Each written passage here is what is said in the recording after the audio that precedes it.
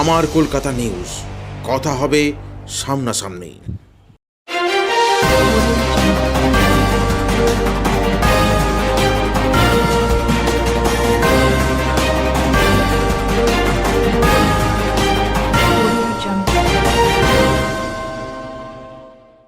ব্যাংকে টাকা তুলতে গিয়ে দুষ্কৃতীদের দ্বারা আক্রান্ত।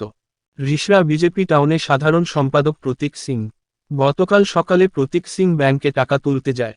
ব্যাংকে লিংক না থাকায় তিনি ব্যাংকের বাইরে এসে একজনের সঙ্গে কথা বলছিলেন। ঠিক সেই সময়ে উল্টো দিক থেকে বাইকে করে তিনজন দুষ্কৃতী এসে তার ওপর হামলা চালায় এবং অস্ত্র দিয়ে তাকে বেধড়ক মারধর করে। সঙ্গে সঙ্গে মাটিতে লুটিয়ে পড়ে প্রতীক সিং। ঘটনাস্থল থেকে সাধারণ মানুষ তাকে উদ্ধার করে শ্রীরামপুর ওয়ালস হাসপাতালে ভর্তি করলে সঙ্গে সঙ্গে তার চিকিৎসা শুরু হয়, সিটি স্ক্যান এবং এমআরআই করা হয়। এই ঘটনায় অভিযুক্ত তিনজন দুষ্কৃতীর নাম সজ্জিত যাদব, বিট্টু সিং ও বিক্রম যাদব। এই তিনজনের নামে রিষড়া থানায় অভিযোগ দায়ের করে প্রতীক সিং এবং তার পরিবার। প্রতীক সিং আজ রবিবার জানান, দীর্ঘ 6 মাস আগে মদ্যপ ব্যবস্থায় গাড়ি চালাচ্ছিলেন এই তিন যুবক। তারই প্রতিবাদ করেছিলেন তিনি। তারপর থেকেই তাকে বিভিন্নভাবে বিরক্ত করতেন এই ছেলেরা। আজ সেই ঘটনার প্রতিশোধ নিয়েছে বলে জানালেন প্রতীক সিং।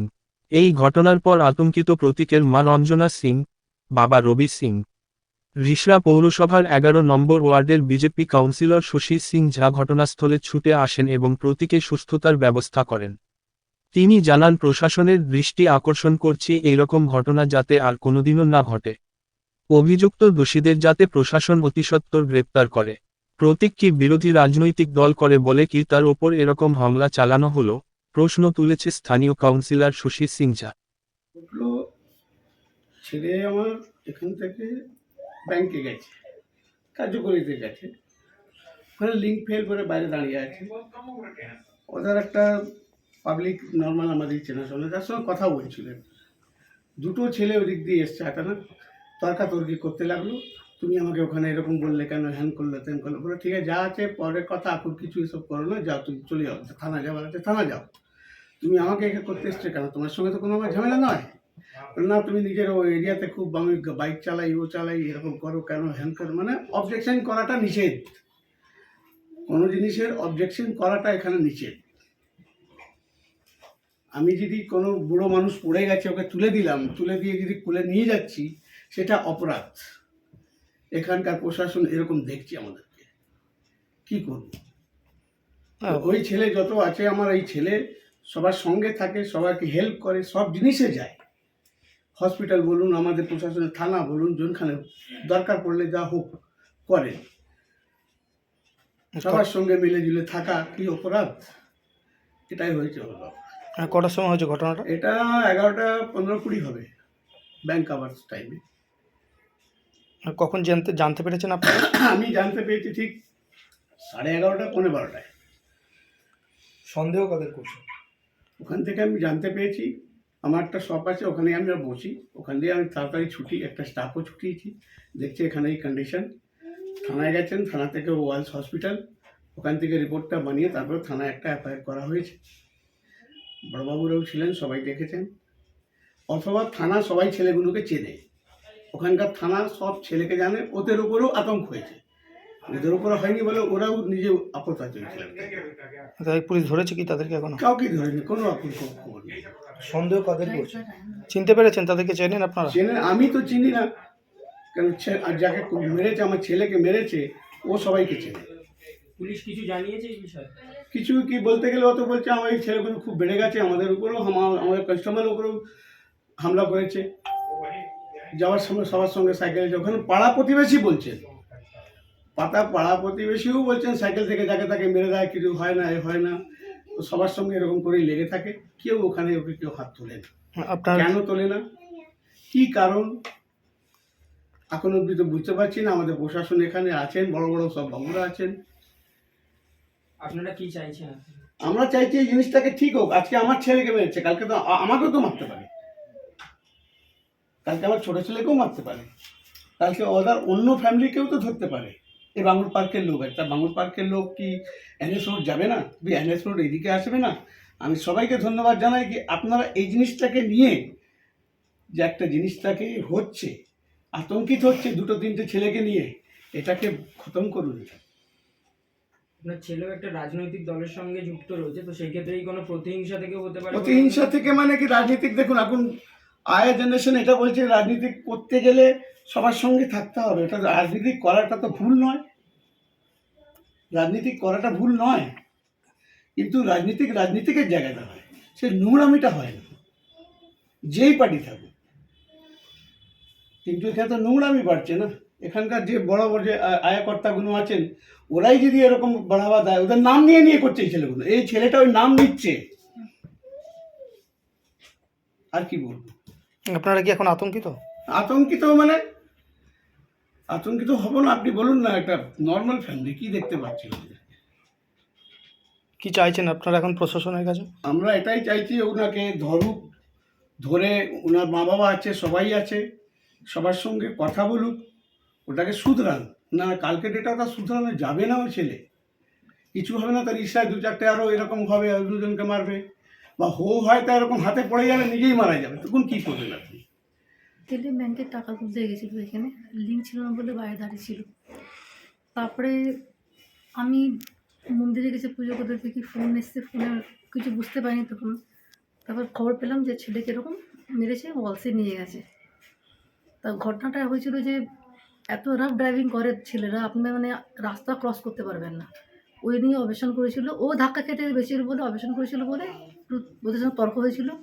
ওই তর্কনির ব্যাপারটা নিয়ে ওরা এই জিনিসটা আজকে কেসটা করলো ওরা। কি দিয়ে মেরেছে জানতে পেরেছেন কিছু? ওরা ছেলে এরকম মানে ব্যাক সাইডে দাঁড়িয়ে ছিল, ব্যাংকে ব্যাক সাইডে দাঁড়িয়ে ছিল। ওরা 3জন এরকম সামনে থেকে এসছে, ওই কিন্তু পকেটে হাতটা ছিল, কিন্তু পকেটে কি জানি না, ও তো নিজেকে বাঁচাতে গেছে, বাঁচাতে গিয়ে পরশত্ব ওকে কিন্তু কি ছিল হাতে, যে এত চোটটা লেগেছে, মানে ওটা হাতে কিছু ছিল ওদের। এখন কি চাইছেন মা হিসাবে আপনি এখন?